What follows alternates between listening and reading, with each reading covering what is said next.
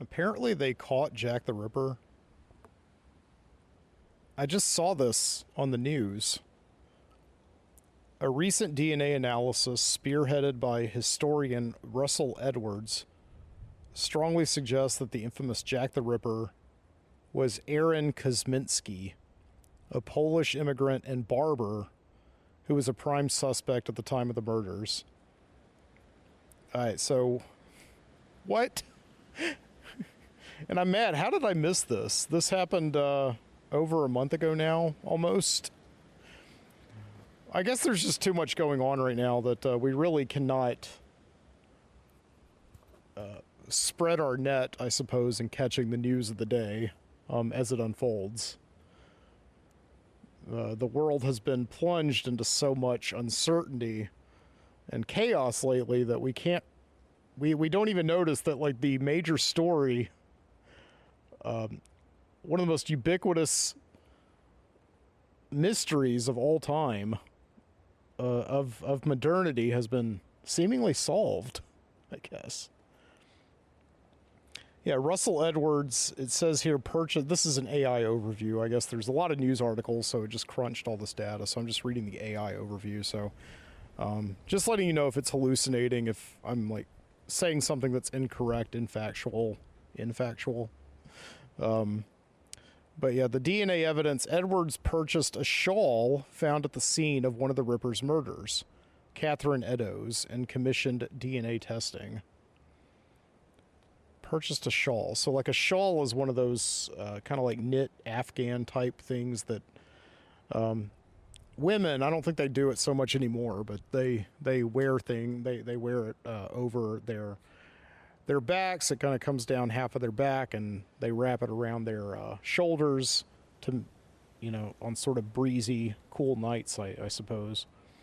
And they found this shawl, and I guess it's been in evidence or something. I don't know where it's been for all these years, but it was up for auction. I guess they just didn't think it was useful anymore to maybe run some of those modern criminal investigation CSI techniques on a piece of clothing that was found near the body of a Jack the Ripper murder victim. I guess they never thought to do that, but anyway, so this historian gets it, and yeah, he runs it through, and they're sort of like, yeah, there's this guy that was they liked for the case, they liked for the Ripper profile back in the 1880s when all this was taking place, and this guy named Aaron Kosminski, he just immigrated from Poland. He immigrated just like a lot of Polish Jews did at the time to kind of avoid persecution, and he came here and he was a barber, and he was like sort of mentally ill, and he apparently didn't like women very much, and so he would just go on these like killing sprees and just like kill. I think 5 murders have been chalked up to him, I believe, over the years. And they just never solved it. And all these years, we've been thinking it was some criminal mastermind, like it was like a surgeon, a doctor, because they say that like all the killings were done with surgical precision, and like almost like they were lab subjects or something to be studied, and they thought that maybe he was a part of like a secret society of the occult or whatever. And no, he was just a kind of a mentally ill barber who didn't like women very much. And yeah, all these years they just this DNA test they said like guarantees that it was him up to like 100% certainty. So I don't know. Yeah, I guess it's him, Aaron Kosminski. Now I know, right, that what you're thinking, right, is that a barber. Yeah, no, I caught that too. A barber, like Sweeney Todd. You know Sweeney Todd, the demon barber of Fleet Street, right? They made that musical, that Stephen Sondheim musical, and then of course that Johnny Depp movie from it, about a guy around the time of Jack the Ripper, I suppose, in Victorian London, who opens up a barber shop, and he has this plan to get revenge on this man who stole his wife and or maybe killed his wife and took his daughter and raised her as his own or whatever. And so he has this plan to open up a barber shop near where he lives on Fleet Street. And when he comes around as a customer, he'll like slit his throat and then throw him down, under the shop, under the barber shop, and which he shares like a space. He shares a lease with like with a woman, Mrs. Lovett, who makes these meat pies. And it's like, we'll bake him into a pie. That's Sweetie Todd, the demon barber of Fleet Street. So yeah, you think like, oh, it's a barber and he's going around murdering all these people. He must have had some kind of dastardly plan. He must have been a criminal mastermind to not have been caught all these years. And no, you just find out, a mentally ill guy. And it seems to be like the police were just utterly inept, even well into the 21st century. Like, oh, this piece of clothing that belonged to one of the murder victims that was found near her crime scene. Oh, we got all this DNA that we've had, this testing equipment for the last 35 years. We can't put two and two together. So, whatever. It's, but yeah, he finds out it's this guy. Nothing at all like we've expected at all. It's really just a very stupid solve. It really is a very stupid solve. Just the facts are so disappointing sometimes. They really can be, right? When is the first time you remember hearing about Jack the Ripper? I was thinking about that today. I was like waiting for some food to be made for me at the Fish Market restaurant here in Birmingham. And by the way, this is the Midnight Citizen Show. Speaking of the facts are very disappointing. You're listening to the Midnight Citizen Show. I'm your host, Mike Booty, right now. Thank you for joining me here. Away from the studio, we're actually in the back here, outside right now on a breezy but kind of nice night. Very quiet, the quiet before the storm. Yeah, it's supposed to be, we're supposed to just get pelted tomorrow. We're in the city, and I've had offers from friends, and I've had offers from my family, my parents to, pick up the dog and the cats and go to their houses and seek shelter. And I don't know. I think we're usually okay here now, and I know that those are like famous last words, but we're in the city, and I hate to play those numbers, and I hate to say that, but when's the last time you really heard of a tornado touching down in the middle of a city? Right? It doesn't happen that often, and mostly from what I've seen, the tornadoes look like they always do, like they're going to be hitting largely, rural areas. These, valleys that are sort of low pressure zones, where the conditions stir up in a big pot and just make the conditions right for these awful storms, unfortunately. And these things that I've witnessed many times in my life living down here in Birmingham, it's really not a very safe part of the country to live in.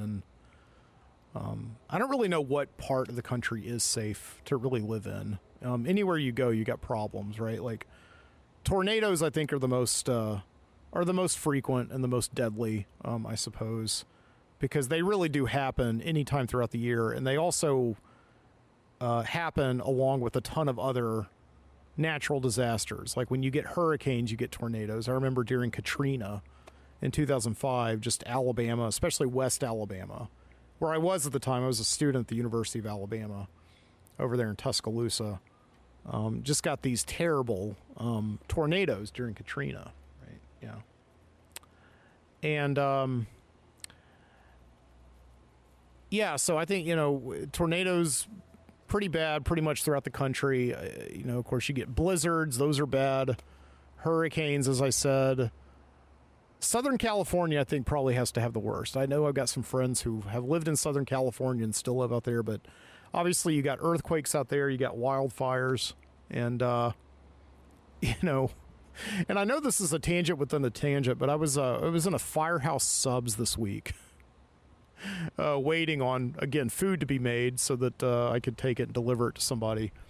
And there's got to be some Firehouse Subs out there in Southern California, but they have a terrible marketing campaign where their restaurants usually have like a big mural like a painted mural of firefighters putting out a fire in front of the skyline of the city where they're located. Like here in Birmingham, all the Firehouse subs, they have like gigantic pictures, these paintings that cover their entire walls of their restaurant. Their seating areas with, there's a cartoon of the Birmingham skyline and just all these fires, and there's like a plane dropping water on the fires and all these like firemen kind of working to do it. It's really not, I don't really think they know what they're doing there, but are there Firehouse subs out in Southern California? Is the irony lost on them out there? I don't know. Anyway, yeah, when's the first time you ever heard about Jack the Ripper? I'm wondering. Jack the Ripper. Because, yeah, it's just one of these things that just seems to be so ubiquitous. This mystery that we all somehow at some point learn about, but we're not really sure when. It's one of those things I was talking about like a few weeks ago on the show about like just these concepts you learn about at some point in your life that you just take for granted that you know, that you've always known. Like, for instance, like what state you live in. When is the first time you learn, okay, this is the globe and this is that one little dot that you inhabit on it. And this is the reality of what it's like to live there. And this is how other people may see you in life. And, right, this is what you're kind of capable of. Like, if you wanted to walk out of this little place here on this little spot on this globe right now, this is what you could kind of do. Anyway. Yeah, Jack the Ripper is one of those things that I'm not really sure exactly when I first heard of him, but I'm sure it must have been around the time of perhaps maybe hearing about like those guys who escaped from Alcatraz. Maybe not the Zodiac. The Zodiac came later, but maybe around the time I heard my first ghost story. Just it was like this just eerie, ephemeral kind of reality that you suddenly start to realize about the world, that some mysteries are never going to be solved or are not solved, and some stories are really fascinating and then they just stop and there's no more after that, and they just wrap you with like just this intense wonder and this unease that you may never know, right? And what I was thinking tonight is that I think maybe the first time I ever heard about Jack the Ripper, who is, if you don't know, if you've never found out, if this is your first time learning, Jack the Ripper was the name given to a serial killer, right, in 1890s London, who supposedly dressed in like a Dr. Jekyll, like kind of top hat of the time of the era, and like one of those, black cloaks and like a button-up white shirt, kind of like you're going to the opera or something.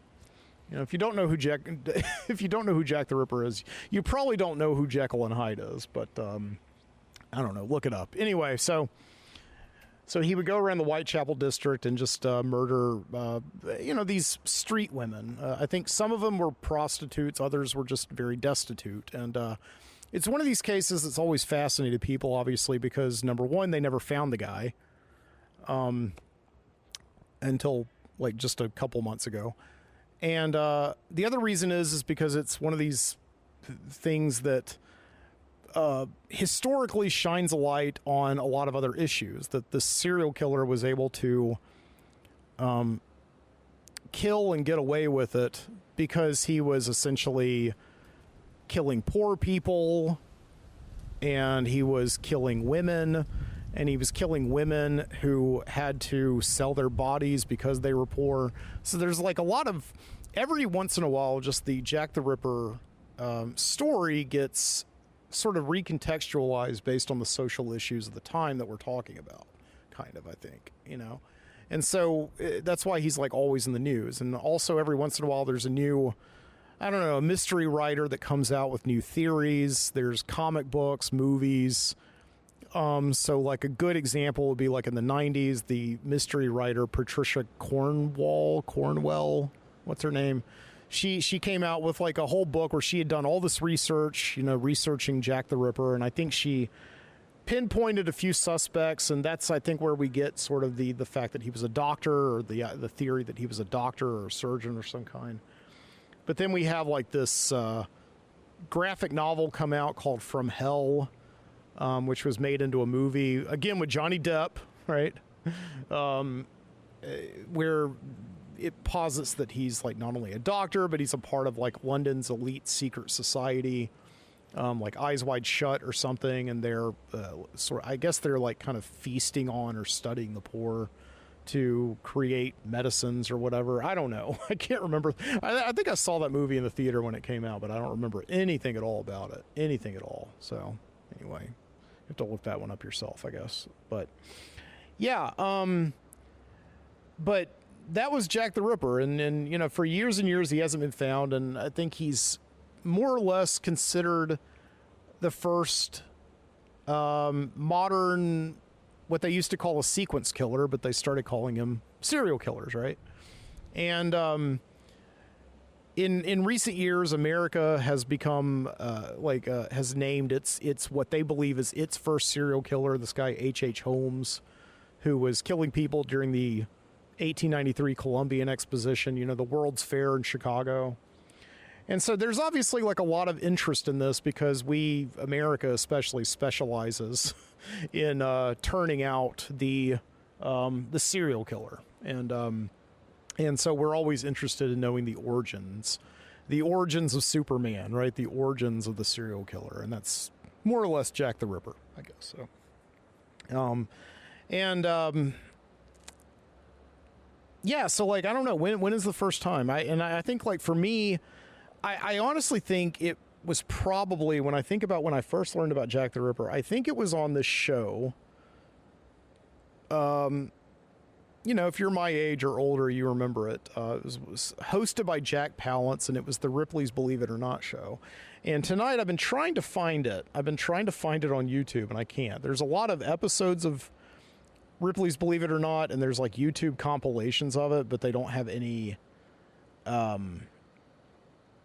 you know, summaries or anything, so I'm not sure if I can find it, but I believe that it was you know, it was on Ripley's Believe It or Not, hosted by Jack Palance, you know, the guy from you know, You Are My Number One Guy, you know, from Batman. That was my terrible Jack Palance impersonation, but you know, Jack Palance was like the host of the show, and yeah, he just had like this weird, odd way of delivering lines to the camera. He was really, I think, in the camp of somebody like, say, Christopher Walken, maybe, as just being like this old guy, this like character actor from like the 50s and the 60s. He was like always in these cowboy movies, and he was always known for playing like the heavy, you know, the bad guy, the almost like Clint Eastwood in a way, but like evil.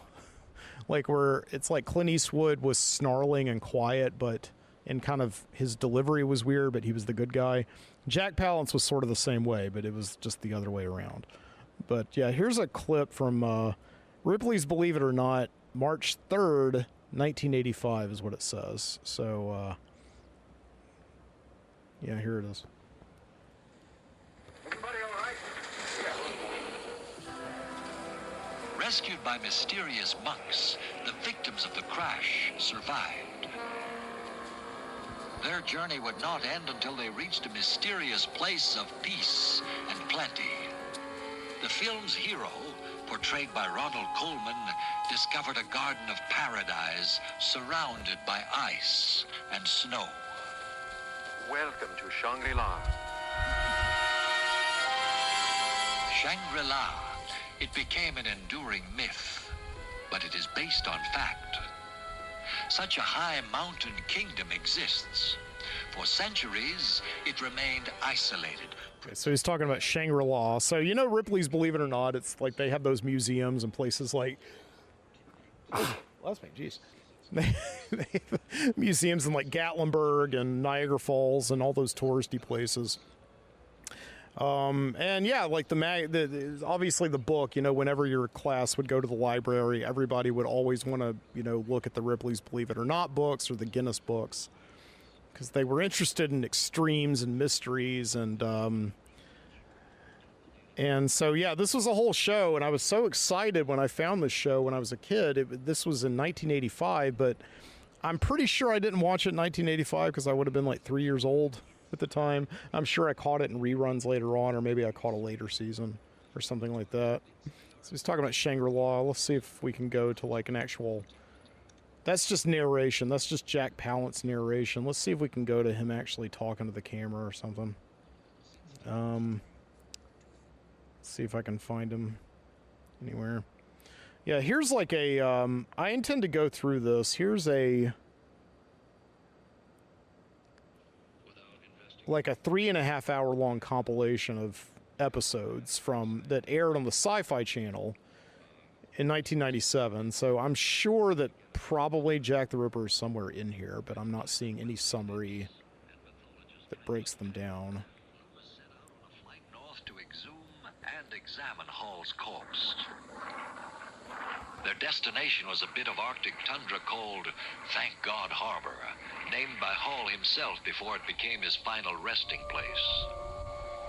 To get to this point in his search for the truth, investigator Chauncey Loomis had spent almost 3 years and had unraveled the bureaucratic red tape that could have prevented the journey. I don't know what he's talking about there. I guess it's about like a guy who got lost while he was flying or something. Yeah, Amelia Earhart, that's another story. It's like when you hear it when you're a kid and like somebody's telling it, or you're watching it on like a documentary and you're like, oh yeah, she was a big deal, right? So she got on a plane and she was going to fly across the ocean, and man, I can't wait to hear where this story's going. And it's like, and she never checked in. And it's like, okay, what happened next? Nothing. She never checked in. And that would just like kill you as a little kid, you know, because you're used to hearing stories end. You're used to hearing the conclusion, but sometimes that's just all it is. And that's a horrible thing that you discover as a little kid, but a very essential thing nevertheless is that just sometimes stories don't have ends, right? They go on and on and on and on. Because that's where the residue of arsenic was found. A sliver of fingernail, a few strands of hair, minute fragments from the long-dead body of Charles Francis Hall. In a laboratory like this, those bits and pieces of his body were subjected to sophisticated tests. The results provided incontrovertible proof that Charles Francis Hall was poisoned. So there's Jack Palance. He's doing a stand-up, talking to the camera, and he's in a laboratory. This is ostensibly, I believe, in like the 1980s that he's doing this, even though this episode aired in reruns on the Sci-Fi Channel in 97. He's talking about doing tests to determine something. Were the Jack the Ripper people not watching? Oh my God. It's like, hey, we have that shawl back there. They're talking about this thing. It's called, what is it, like DNA? It's like, you mean that stuff they used to catch OJ? Well, it didn't quite catch him. I'm not interested then. Okay. You know, it's wild, man, that they didn't figure this out until now. I don't know. Yeah, you find out like that, you know, they never caught him, or they never found her, or just they saw like a little bit of a thing floating in the ocean that could have belonged to them. I don't know. And, you know, we just spend the rest of our lives getting little bits and pieces of nuggets of information that could be conclusive evidence, or they could just give you a whole new theory, or they could add to another theory. And it's just frustrating, man. Just this part about the human condition of not knowing things. I hate it so much. But it keeps us talking, right? It keeps us discussing long into the night over whiskey, I suppose. Mm-hmm. Yeah. Yeah, there's two... I think there's two good facts of life that we do know that I think we could agree on without a shadow of a doubt, right? And like, one is never meet your heroes, because your heroes are usually dicks, or they're psychopaths, or they're rude, or they're really cool and you just are an asshole to them, or you say the wrong thing or something. Just, it never ends well. Never meet your heroes. That's never a good idea. And then 2 is never find the end to find the answer to a mystery. Never solve it. Never solve a mystery, I guess, right? I mean, because the speculating, what is interesting is that what we really don't realize is that the journey to get to the answer, to solve it, is always way more interesting, way more fascinating than the actual eventual answer. The facts are usually very quite disappointing when we get down to it. Like we think about Jack the Ripper as just being this just enigmatic figure that we'll never know and will always keep us guessing, and could indeed be the answer to a lot of secrets, a lot more things that we don't know. The Illuminati, right? The Anunnaki, the Matrix. But no, he's just some guy, walking around mumbling to himself in the corners, in the dark corners, the Whitechapel district of London in the 1890s. Yeah. Anyway, at least we still got the Zodiac, I guess. We still got the Zodiac, right? Yeah. I love that thing. They've believed pretty well that they've solved the Zodiac. They've narrowed it down to a suspect. I can't remember who he is. I don't want to look it up right now because I don't want to know, honestly. But there was that movie, that really good movie that came out, directed by David Fincher. God, this is now almost 20 years ago now, right? Zodiac. Zodiac was kind of like Jack the Ripper, like a guy who had a very brief reign of terror within about a year and a half or so, and then just vanished and was never really, from that moment on, like just the mystery was up in the air and the way that things go. And it sort of sounds like exactly what happened in the Jack the Ripper case, where just the police only have like so many resources, and Jack the Ripper and the Zodiac, they're not the only crimes that happen, and they have to solve all these other problems. Like, I don't know what they were dealing with like in the 1890s. They're probably dealing with like pickpockets, those like little orphan kids that go around on the streets of London and like pickpockets for Fagin or whatever. It's like Oliver. No, I think it's just Oliver Twist, but I'm sure that had to have been based on a true story. I'm sure they were like little kid pickpockets, a gang of thieves, right, going around. But yeah, like in the 1970s, which was a considerably more violent time, with an ever-growing disparate populace in the metropolitan area and environs around San Francisco, California, it was a lot harder, right, to track these people, especially since, like, as time moves on, like, we used to be much more of a migratory species, and now we sort of like to stay in one place. But in the 20th and the 21st century, we started to move a lot more now that we had like these conveyances, like airplanes and cars. And so basically what happened to the Zodiac is he could have been a transient. He could have been somebody who lived there for a brief period of time, and then moved away, went to prison, went into the military. Like, who knows? Like, they think it was a military guy, because the Zodiac was said to have worn these like wing walker boots, these military surplus boots that you get for working on the planes, working on the wings of airplanes and things like that. They believe it was this guy Arthur Lee Allen. I think that's the conclusion that Robert Graysmith, who was played by Jake Gyllenhaal in that movie, came to.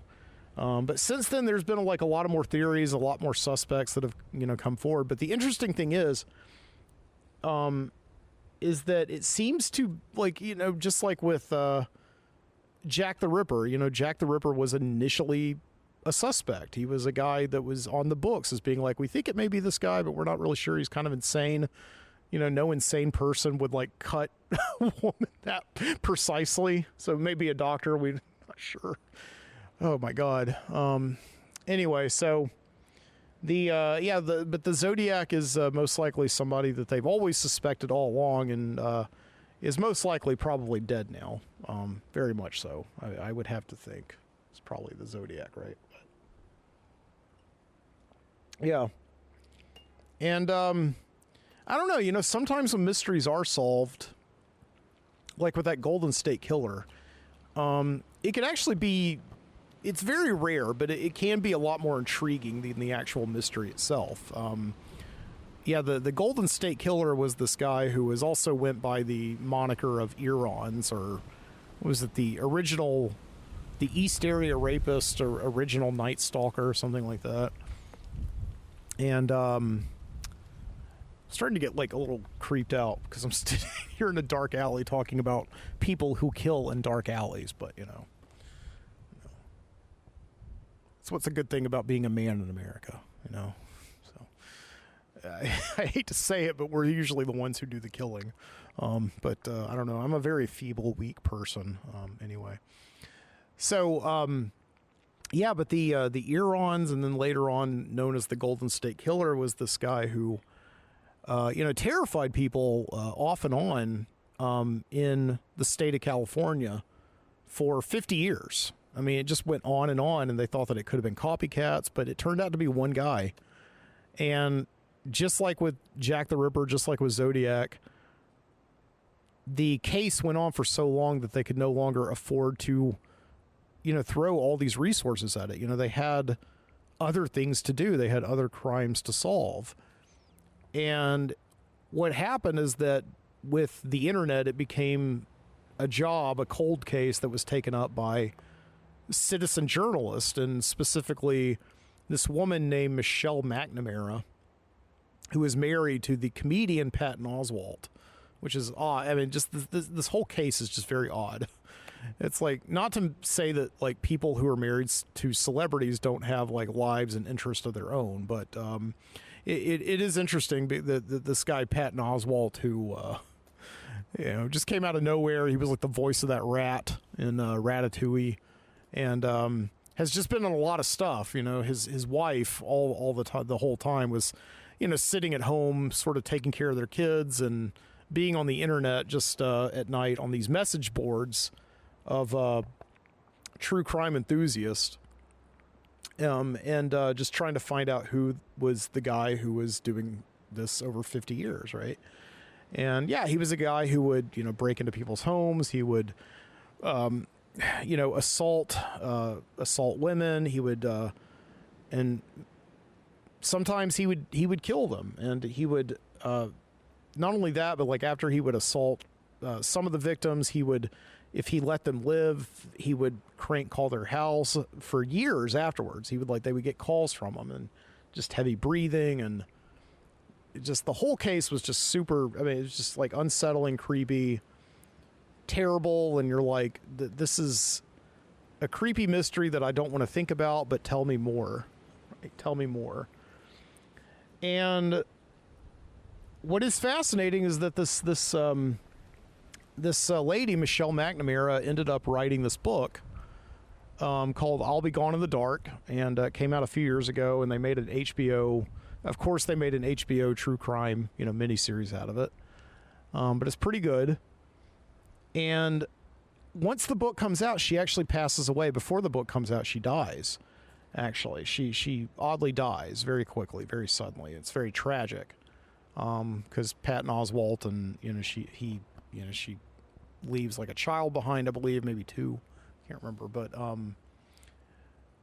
yeah, apparently she just like over mixed her medication. It was like an accidental overdose or something like that. So she died, but like oddly enough, after she dies, the book comes out. I think it's not quite finished, so it's up to like her editor and a few other people that she was working with, and Patton Oswalt himself to finish writing the book.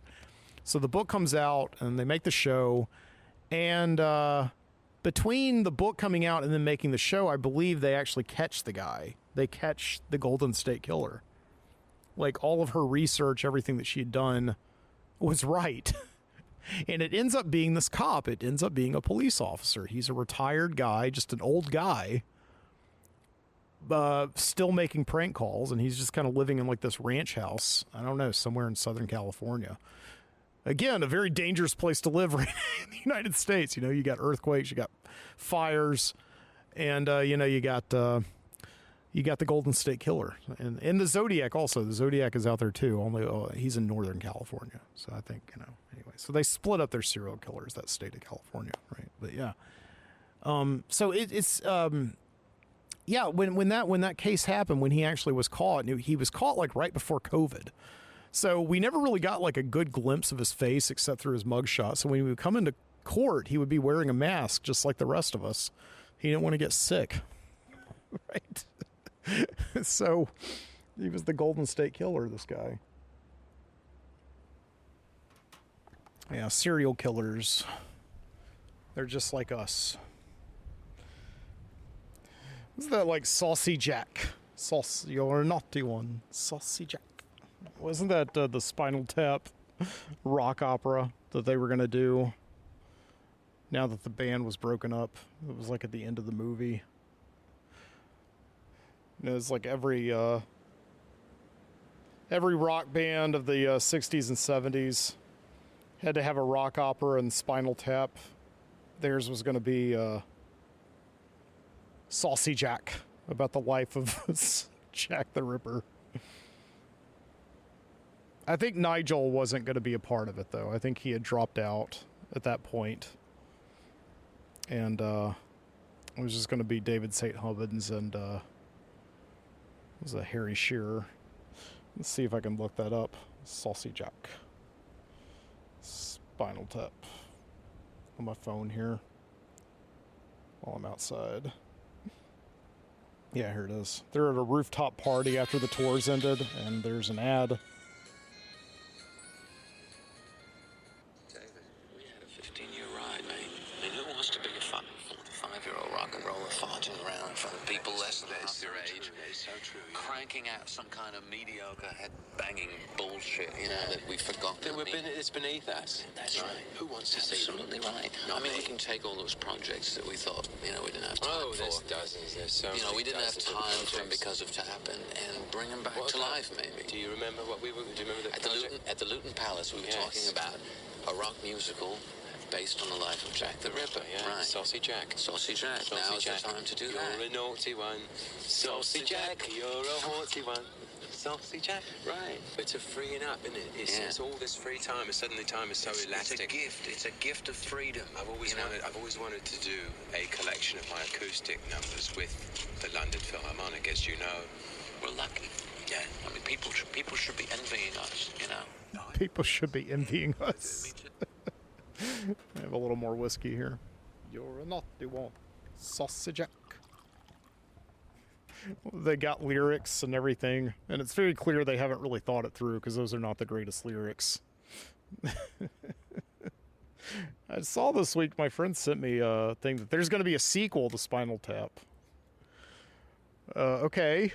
All right, well, let's see how that goes. Rob Reiner and all those guys. Listen, those guys are funny, and they're still funny. And, Christopher Guest and Michael McKean and Harry Shearer, and, they did a lot of great movies. About 25 years ago, they're still really funny movies, and I think they just really like working together. And I think that's another rule, right, that we can go by. We can agree on, be pretty sure, right? Number one, never meet your heroes. Number two, never solve your mysteries. And number three, never see the sequel to a movie that is 40 years old. But I don't know.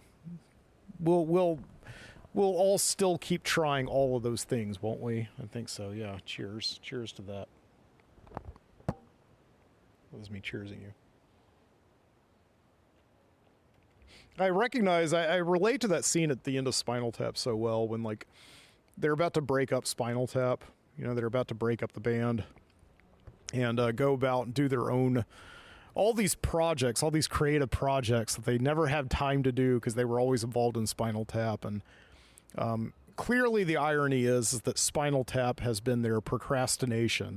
That's why they've stayed with it for so long. Why they are an oldies band, opening for puppet shows at the end of Spinal Tap. Is because the things that we get involved with that we do so long that we just engage in autopilot and we convince ourselves that this is all we can do, and if I wasn't doing this, I would have all this time for all these other things, all these other creative projects, like my rock opera about Jack the Ripper. You know, I relate to that so well, because I too always think about that, right?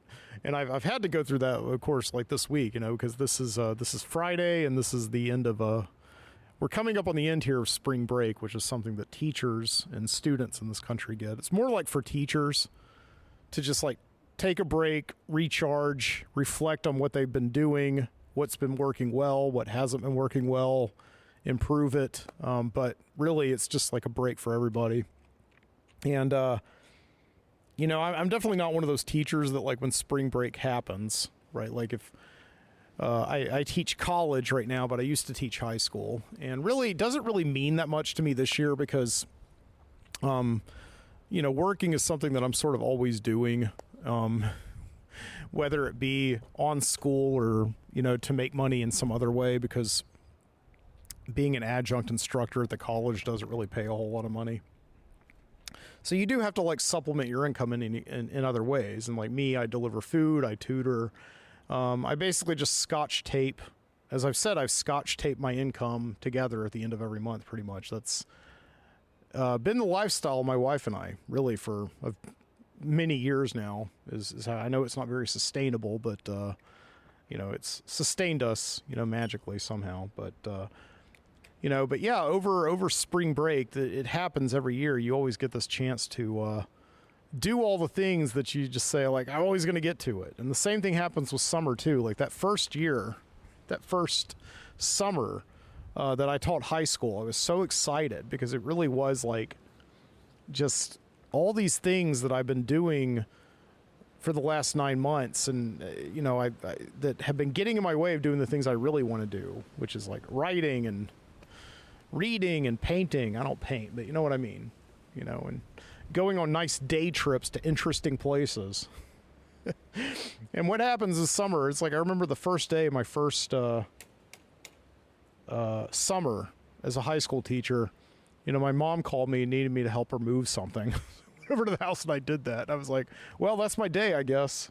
And so it's just, you know, those things happen. Like, you know, if we have empty time, we've somehow magically managed to fill it with just something that is not very productive or doesn't really fulfill us, I suppose, creatively or spiritually or whatever. It really is. It's like one of those things where it's like, if you're truly creative, if you still truly have that spark in you, you'll find a way to do it. You'll find a way to do it. So it's like, if you come to the end of your break, if you come to the end of your vacation and you haven't done anything and you're feeling depressed about it, then it's probably because, like, you know, you have deeper issues going on in your creative life than just the fact that you have like an 8-hour, you know, a day job or something. I don't know. That's my opinion of it, I guess. You know, but yeah, like I just remember that first summer, and this is repeated every summer since then. It's like, yes, as I said, like, I'll still work and, you know, I'll still do like creative projects like this podcast, and I'll do other things like write. Remember that summer of 2020 during the pandemic, I was writing all the time and actually creating things because there was nothing else to do. I literally could not stand the idea of not being able to do anything. So I really did force myself to just create stuff that summer. But you do, like, it's weird, like, as a teacher, you know, when you've got that first summer, you sort of revert back to what it was like to be, you know, in high school again, in middle school, when you still had these summers and had kind of like a full day of, like, where your schedule was your own. You could kind of do what you wanted to. And that first summer, it was really weird for me because I just remember it was like waking up every day and just like the same shows are still coming on television, right? Like The Price is Right is still coming on. It's like a different host now. It used to be Bob Barker. Now it's Drew Carey, but they still got that same, you know, tall, skinny microphone. They're still giving away like the, you know, the cans of like Bon Ami or whatever, you know, that powder that you use to clean the kitchen sink. Like, how much does this cost? Oh, $1.89, right? They're still doing all that stuff on television, so it's really weird. And it's like this week on the spring break was no different, you know? My routine was to just wake up every morning, like I normally do around 6 o'clock, 7 o'clock, and I, you know, feed the pets and I kind of do some chores around the house. And before I really do all that is I sit down and I kind of have my coffee and just sort of read the news of the day, and I watch some of the news. But yeah, while I'm doing work in my office, I just have the TV on in the other room, and you know, there's those shows again. The Price is Right is on, and there's this new show called The People Puzzler. The People Puzzler with that woman who left Scientology, Leah Remini. Leah Remini is, and she it's like a crossword game where you have to answer, you know, questions to, you know, pretty obvious trivia questions. It really is like, you know, like in the movies when you used to go to the movie theater. Remember those days when you go to the movie theater and, you know, before the movie, they would ask you, you know, they would ask you trivia questions, and they're trivia questions written for basically anybody who's ever turned on the television and seen a movie, right? Like, you know, like a question would, a good example of a question would be like, you know, to get there, to get to this place, the blank of Oz, Dorothy clicks her red ruby slippers 3 times and says there's no place, I don't know, like whatever. I think I had that in reverse, but you know what I mean? It's very obvious, and you just be like, I don't know, the blank of Oz. What could that be? Let me see here. The fuck of Oz. I don't know. The shit of Oz. What? So, you know, just the very obvious questions, right? Like, you know, Gene Hackman won an Academy Award for playing, you know, Popeye Doyle in The Blank Connection, you know, or The French Blank, or whatever. And you're like, of course you're there with your like 20-year-old friends. You're like, oh, the French tickler. You know, I don't know. Or The Erection Connection. I don't know. I don't think we were smart enough to have that one, but you know. But yeah, that's what this show, The People Puzzler, is. It's just like very obvious crossword clues that they give you. And of course the people on there, the people that are the contestants are really stupid, or they've got like stage fright, and they just never can recall the answers to like the most obvious questions. So yeah, there's this show on, and you know, that's pretty much what I did all week long. Is I just watched The People Puzzler, and every day you get to go on, and you can actually go onto their website and apply to be on the shows. It's like what I would do. It's like, I want to be on The People Puzzler. I think I could do that show. And of course, then I would get on it, and I would sort of be like missing very obvious questions, and I would get stage fright and get panic attacks at the fact that I knew that people were at home calling me an idiot and shouting at their TV just like I would do. Oh. So, but nevertheless, maybe I'll do it. I'll go on The People Puzzler. I think you have to pay for your own way. If you get chosen as a contestant, you actually have to pay for your airfare and your accommodations to go to Los Angeles, California, and to deal with all the wildfires and the earthquakes and the Golden State Killers out there, and the Scientologist, right? To be on The People Puzzler. But yeah, just being here at the house on spring break, and obviously leaving it, but just in the morning, and like I said, like all, you know, in the summers after working every day in an actual office, and you know, having other jobs my entire, you know, adult life, it does make you feel, it just like reverts you back to that feeling of being like a kid again. And you know, when I was a kid, like during the summers and sometimes over spring break, I would go to like my grandmother's house on Sand Mountain, and yeah, she would have those shows on. She would have on like The Price is Right, for instance. The People Puzzler was a long way away from being conceived, but yeah, I told my wife this week, because she was home in the morning with me, and I was like, you know, this is kind of like being at my grandmother's house last night. She didn't really appreciate that very much. But yeah, my wife was Jessica was watching tonight. I came home, and she was watching that movie, Being the Ricardos, and this is a movie that came out a few years ago, and I only saw it once. I don't really remember a whole lot about it, but it is about I Love Lucy, and it's about Lucy and Desi Ricardo, and I assume highly fictionalized based on a very small incident that happened in their lives, but I had nevertheless heard about before, because, you know, I Love Lucy was like the show in the 1950s, and it was based on a radio show, presumably called My Favorite Husband, starring Lucille Ball, who was married to Desi Arnaz, who was like a Cuban band leader.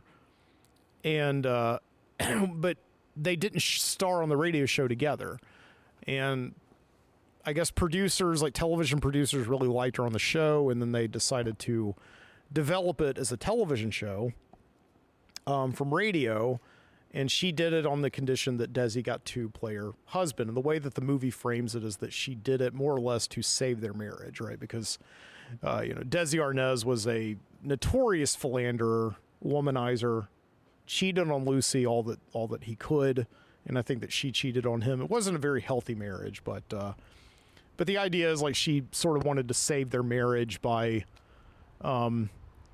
building a fake one, right?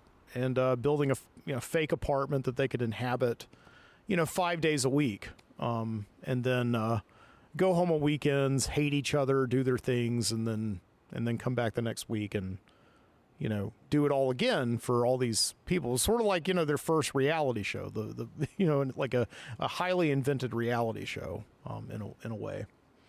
And, so yeah, the show was in the 1950s, as I said, during, the height of HUAC, the House Un-Americans Activities Committee, where, after World War II, we went from being obsessed with rooting out Nazis to rooting out communists. They were the next real threat. And I guess Lucille Ball, because she was a redhead, she was already sus, I suppose, but she had apparently identified as a communist on a voter registration card. So, Joseph McCarthy was coming after her and calling her a communist, and it was a big scandal because at that time, obviously, if you were labeled a communist and you were in show business, then you were blacklisted and you were not allowed to work anymore, unless, a lot of the people who got off really, who came out winners during that whole time were really the writers, the people like Dalton Trumbo, for instance, Robert Rawson, the people who could actually work behind the scenes under pseudonyms. But yeah, if you were like a star, like a Lucille Ball, for instance, and like the biggest television star in the country, and people found out that you were a communist or had communist sympathies, it was really probably not a good idea. But yeah, it was really like, during that whole scary time during this country, which, they would call like the communist witch hunts, to sort of associate it with like the Salem witch hunts, where there really wasn't, it was like a zombie lie, I guess, it wasn't really a problem, but it was built up in the media and it was built up by politicians to be a big issue, just communist propaganda and communist infiltrating and subverting our American way of life to propagandize their belief systems. It was one of those things. And so, it was obviously a really scary time, and was not the first time we've had it in this country, and has certainly not been the last since we've had it in this country, of tiny little things and people's individual identities in a country that's supposed to support that sort of thing, being suspect and being outlawed, and people being, kept from doing their work, just based on their belief system. But also just using the current times, using the modern context to read into, to create a narrative for something that happened many, many years earlier, right? Because, the reality of it is that a lot of these people in the 1950s who were identified as communist and blacklisted were indeed communist and had communist sympathies.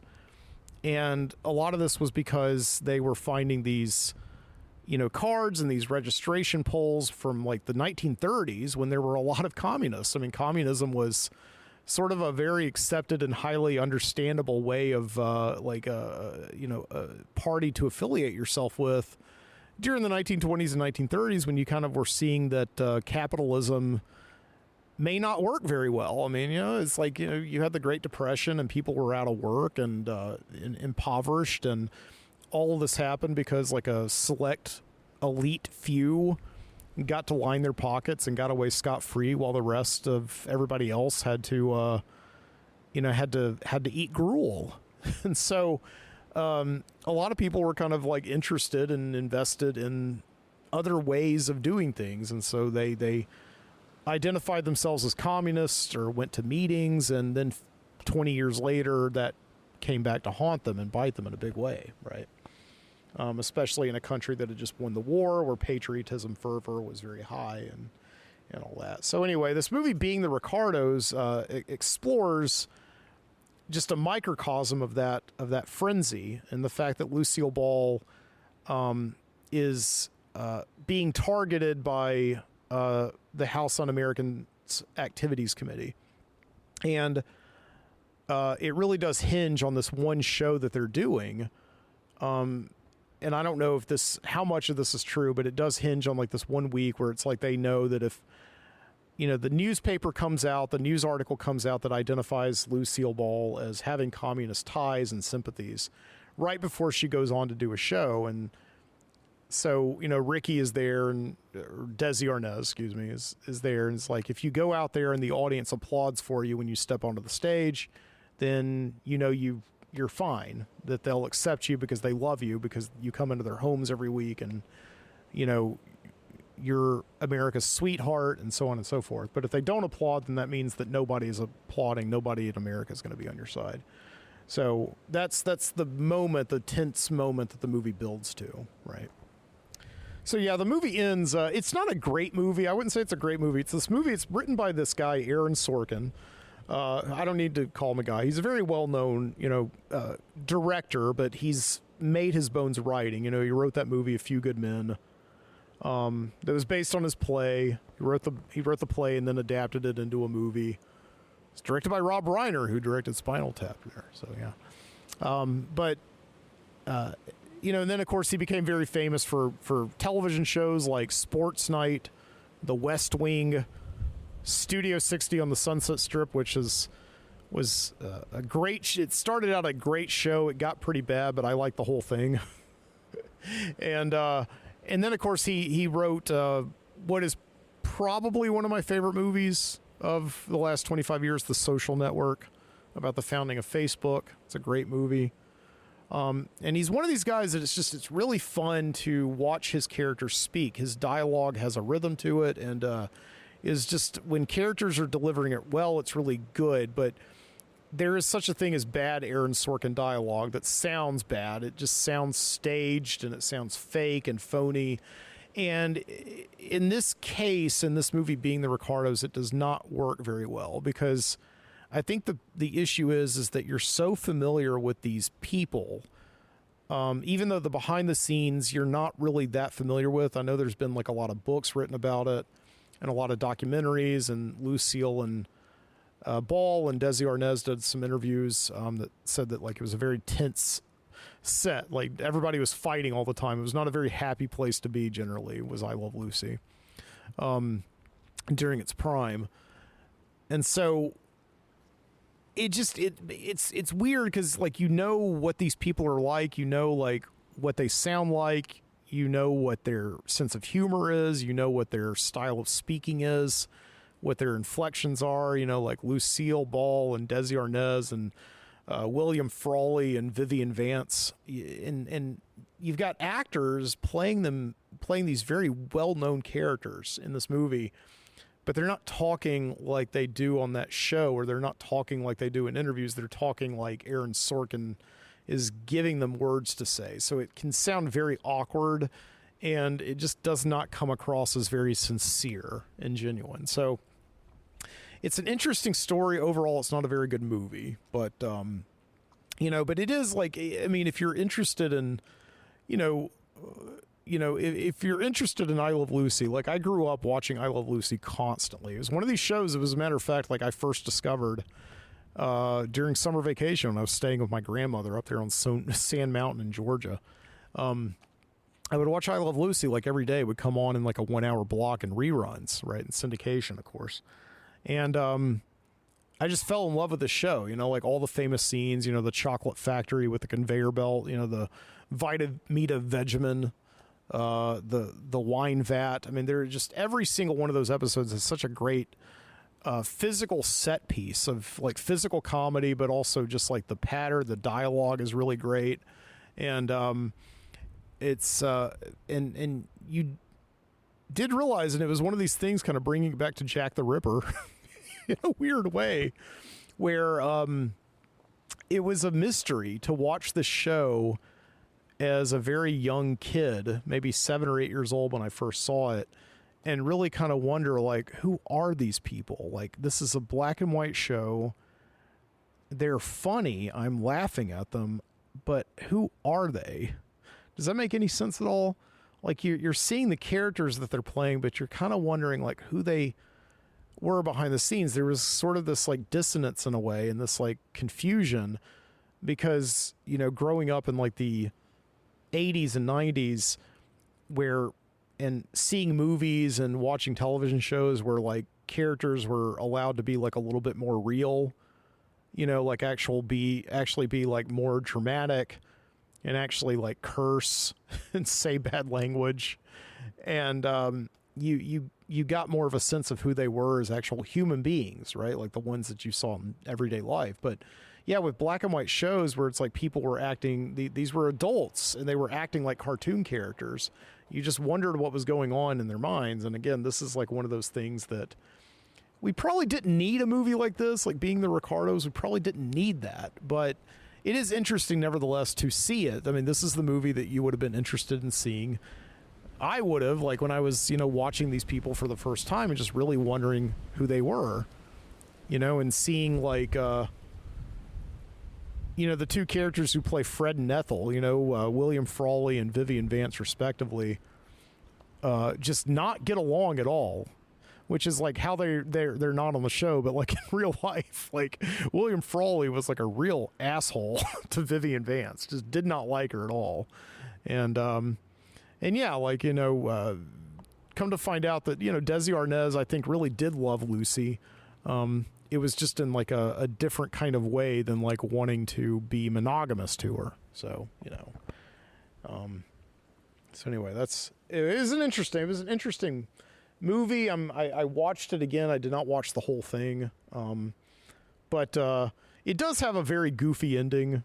I remember, and it's like, I won't spoil it at all, but there is a scene where they're like talking to the FBI director, who of course at the time was J. Edgar Hoover. He was like this guy, J. Edgar Hoover, who was just this, kind of Boy Scout wannabe crime fighter.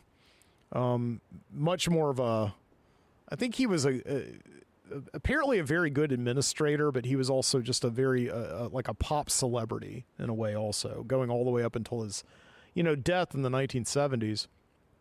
And he was appointed FBI director for life, which is like the only time I believe in the history of this country where it's like we've had the director of a federal agency be installed, like a federal employee actually being installed for life. I mean, the only other time you have that, of course, is on the Supreme Court. But yeah, they get this guy on there, that J. Edgar Hoover, and he's talking on the phone. He's like, "This is J. Edgar Hoover." And it's just like, it's so over the top and so goofy. And just in a scene that is otherwise very dramatic, where it's like, can Lucy go on TV? Is she being investigated? Like, does she has to go testify and name names? It's a very dramatic scene. And just be like, "Lucy, I just want you to know that I'm wearing a dress," right? Because I think he cross-dressed, I believe. I don't know. Very controversial figure, that J. Edgar Hoover. Very tricky guy. Yeah.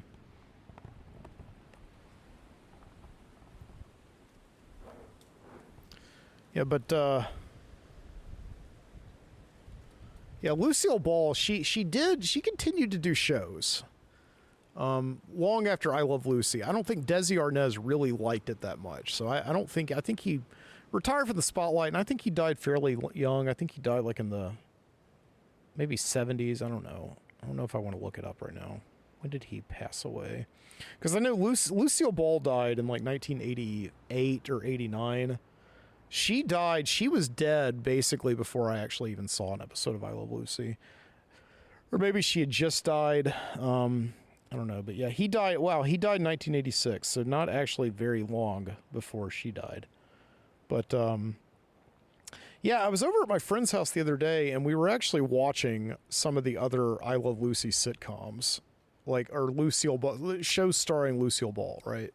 So there was I Love Lucy in like the 1950s, and then they did like the Lucy and Desi Comedy Hour, which was the same thing as I Love Lucy, only they would like not do it every week, and each episode would be sort of like Lucy and Ricky and Fred and Ethel, they like, go to a different place like Alaska or something like that. It was always like a special.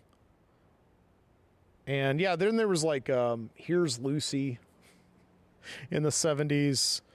And the one that we watched was the last show that she did called Life with Lucy. Now, Life with Lucy was a show that she did, I believe, in like 1987 or 88. And this is just like... it's just painful to watch. It really was. I'm glad I watched it.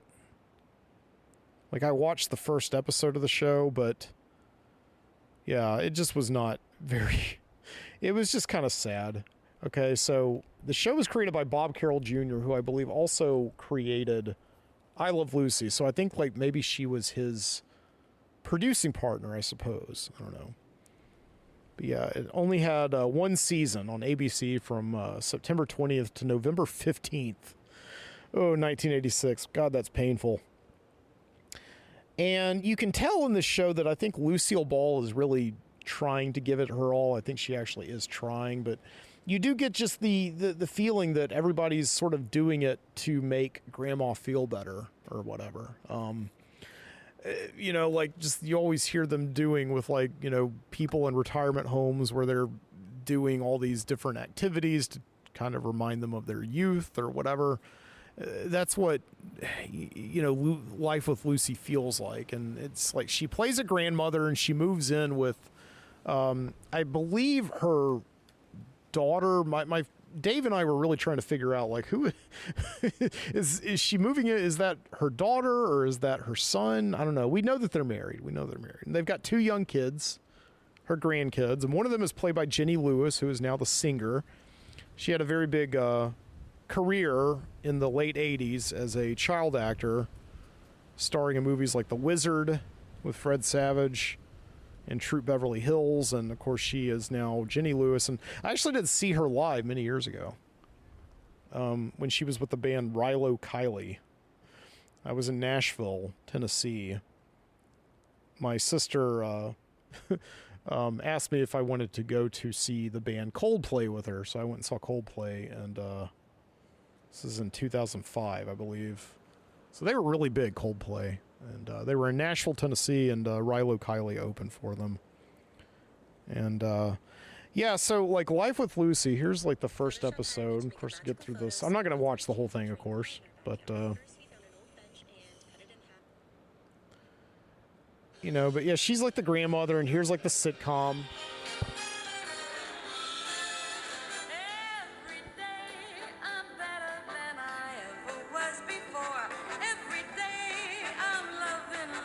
She's like in an exercise outfit and kind of dancing around. So she sort of just looks like she's like of the 80s. Just the 80s grandma who's like old, but she's coming back.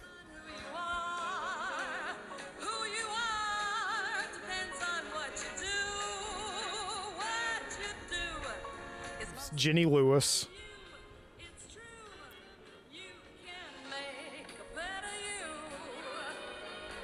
Yeah, so I'm going to skip through this. I can't do this anymore. But so here's this.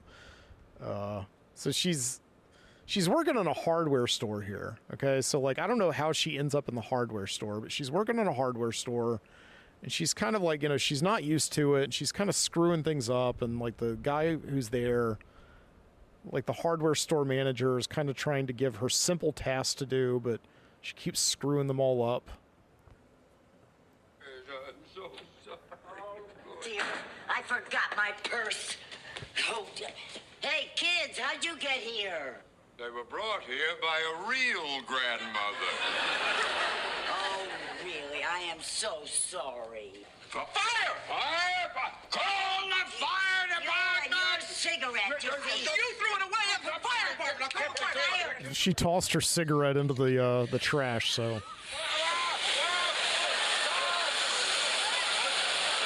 It looks like she just like turned on. I think this was, we were trying to figure out what this was. It was sort of like a, it looks like it's a snow machine, but why would a snow machine being in a hardware store? I don't know. Usually have those like on ski slopes. I guess they have to come from somewhere, so why not a hardware store? But I don't know. I think it also, it's like very sudsy, so I think it's some kind of like a machine that used to like shampoo carpet. So she just turned it on, and like the hardware store, of course, is starting to fill with like soapy suds, and so hilarity ensues.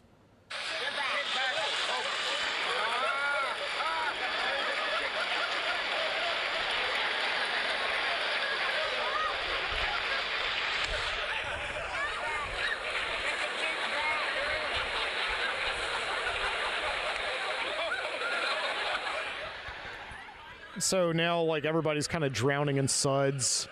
Lucy's drowning in suds. The hardware store manager's drowning in suds. Jenny Lewis. And there's just, like, forced applause.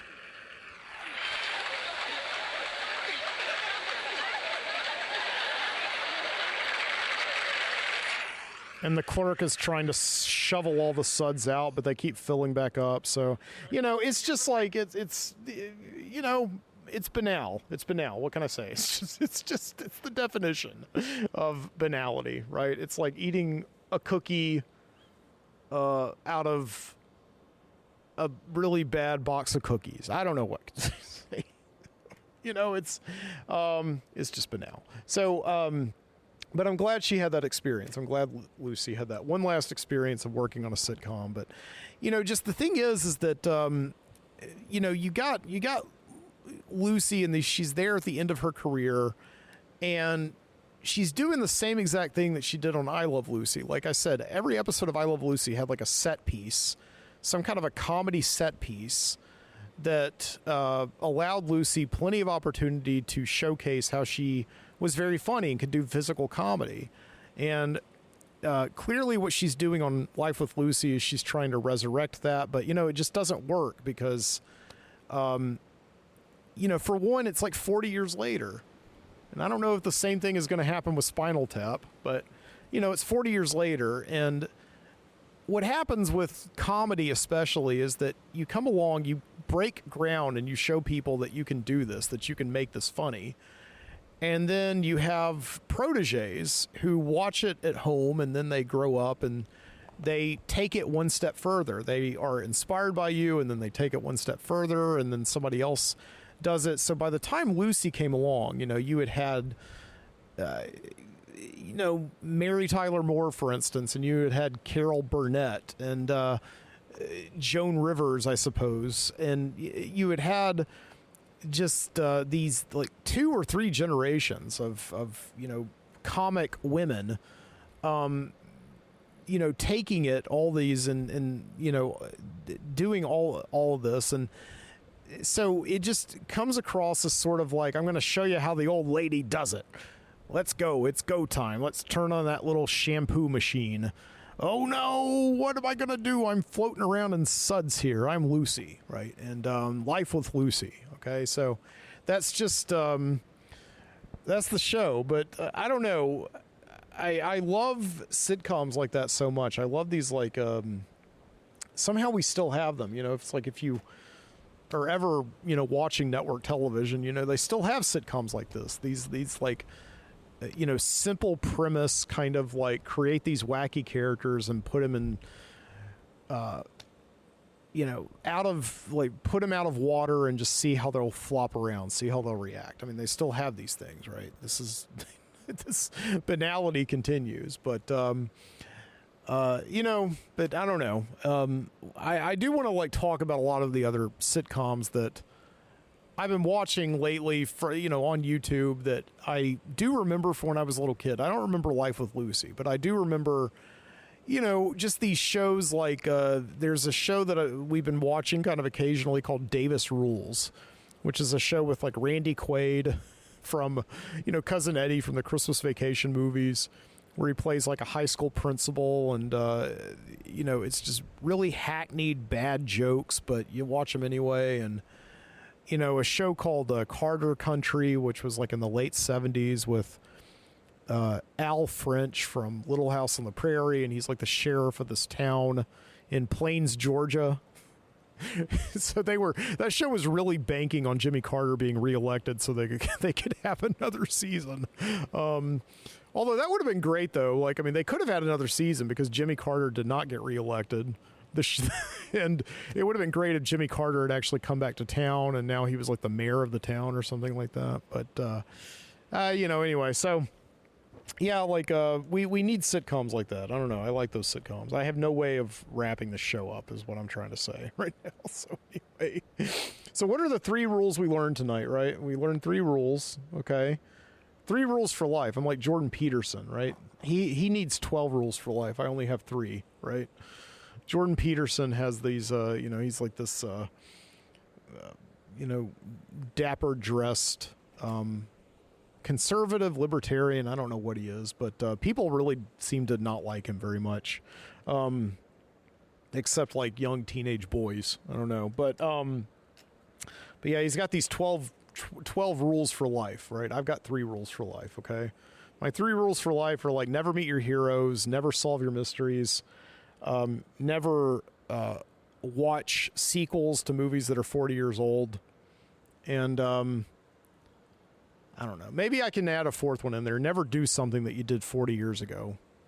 Never do something now that you did really well 40 years ago. Okay. So it's I'm 42. I don't know what I was doing really well when I was 2 years old. I'm sure my mom could tell me. I'm sure it wasn't very nice and I wouldn't think it was good. But anyway, thank you so much for joining me here tonight. This has been your Midnight Citizen show. I want to remind you I'm on Substack at mikesbonfire.substack.com. I'm also over at YouTube at youtube.com/the_Midnight Citizen podcast. You can find me there. I post a podcast every Saturday, but also every Monday I'm posting vlogs. Yes, exactly. And I am also writing a little bit too. I wrote a piece this week. It's not fiction or anything. It's just a little article I wrote. But be looking for that over there on the Substack at some point this week. And, it would be so great to hear from you. I don't know. I've got people who are pretty constant commenters, but it's always so nice to just wake up in the morning. I'll be honest with you. I wake up in the morning and, I feed my pups and I have my coffee and, I watch my people puzzler. I respond to the comments. I respond to the comments that the nice people leave me. Okay. So if you want to leave a comment and like and subscribe and support the show and all that, that'd be great. Everything that I do here is free. I'm not asking you to pay for any of it. I enjoy doing it. It just makes me happy to have this little thing that I get to share with you each week and look forward to continue to share with you. So, and I hope you're having a great night wherever you are tonight. If it's in the day, it's also your night. Our realities are synchronized. That's the beautiful thing about this show. And until next week, keep your eyes open.